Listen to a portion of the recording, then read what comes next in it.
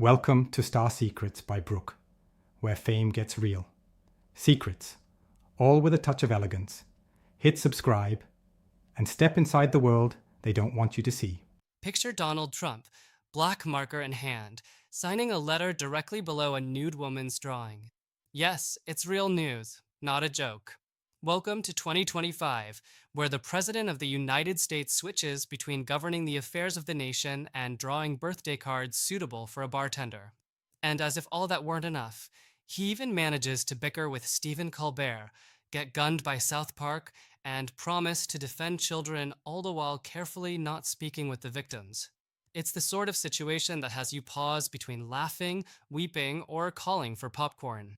Today, we're going to explore the scandal everyone is aware of, but nobody actually wants to come in and discuss. A rocket fuel cocktail of show business, politics, and XXL double standards.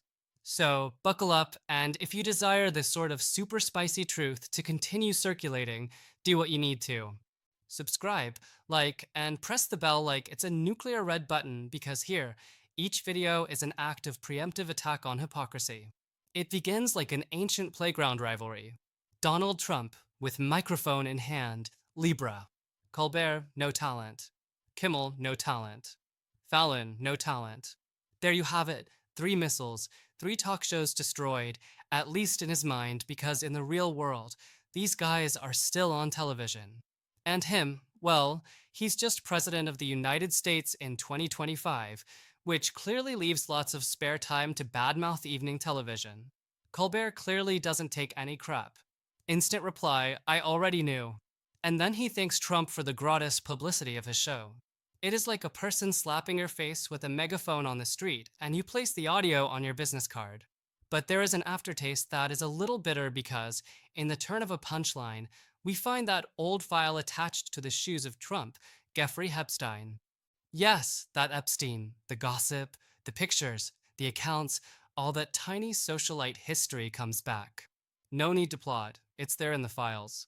Knight, Bell Villa, and a Trump Epstein team who, as testified by multiple witnesses, enjoyed trying to outdo each other flirting with the same young ladies. A little like a fishing competition, except that the lake was a private pool and the fish, you can just imagine. And that is the point at which South Park comes along like a cactus hiding sniper.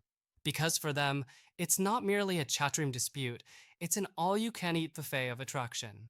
They grab Trump, dress him in a tropical dictator getup, transform Mar-a-Lago into fantasy Iceland, and let J.D. Vance act out the corny supporting cast of 70s television shows. You may think that's a stretch, but not so. In this America, reality and caricature are so close that we no longer have any idea who's imitating whom.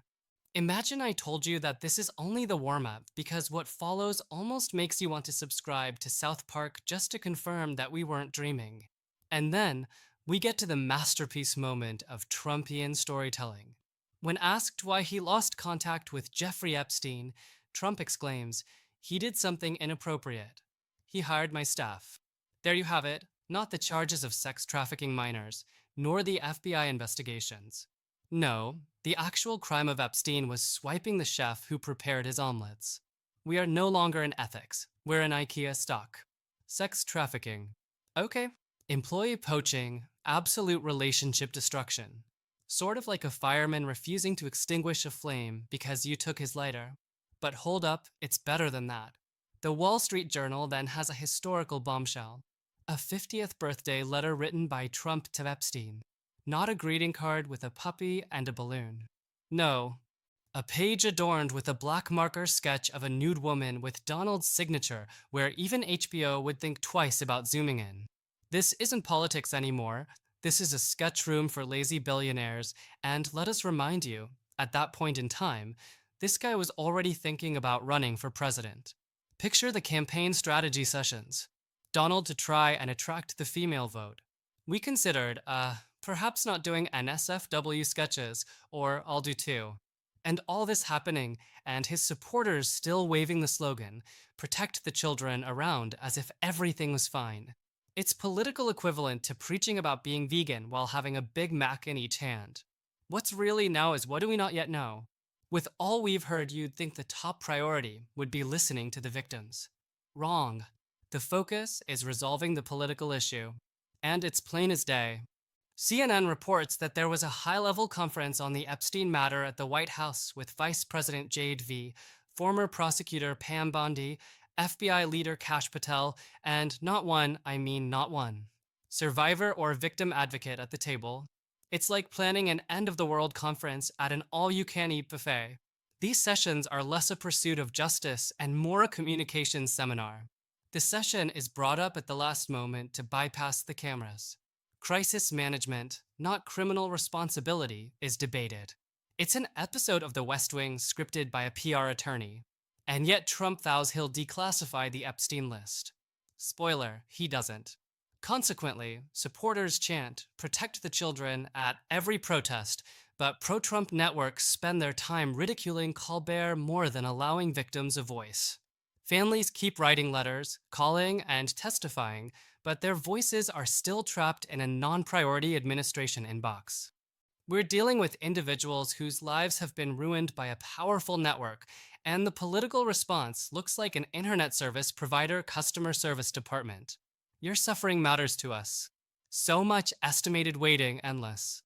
What is sobering is how the more political it gets, the less judicial it becomes, the more of a tool it is, the less it involves searching for the truth. Because if the truth actually came out, it could blow up in the faces of both parties. So, do we bury this scandal alive or do we handle it?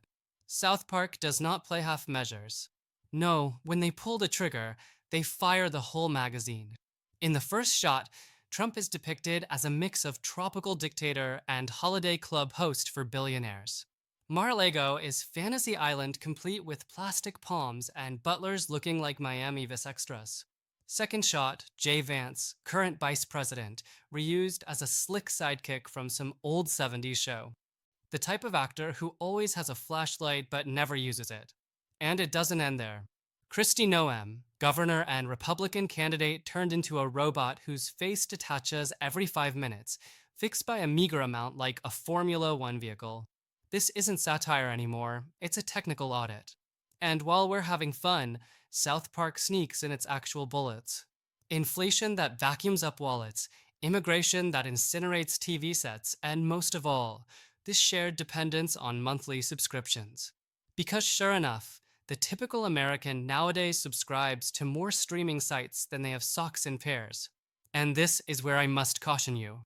If you're seeing this video for free, enjoy it because in 6 months, we may be paying for a premium satire package. $14.99 to hear the jokes in their entirety. $29.99 if you'd like to view the subtitles. So, click subscribe. At least here, it's free and we won't sell you ads for patriotic pillows. But the actual tour de force of South Park is this feeling that their hyperbole is actually downplaying the reality.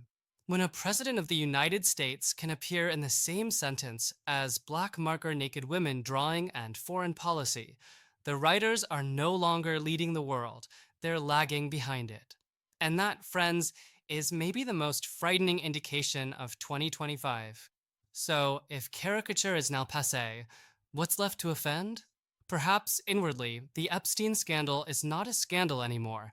It's a bit of furniture. We don't open it, we shove it into a corner of the political living room and place a plant on it to pretty it up. Talk shows don't ridicule it. South Park produces caricatures regarding it. Trump commemorates it with cartoon birthday greetings. And in the meantime, the victims are waiting to be addressed. The moral: in America 2025, you can ride out a media storm, a trial, a caricature, but not an audience vacuum. So, let me leave you with this vision. An Oval Office, classified documents, top secret, and a president taking notes in black marker as someone in the distance yells that he would just like to be heard. And now, it's your turn. If you could declassify one secret document, what would it be? And be warned, your responses may be the inspiration for the next episode of South Park.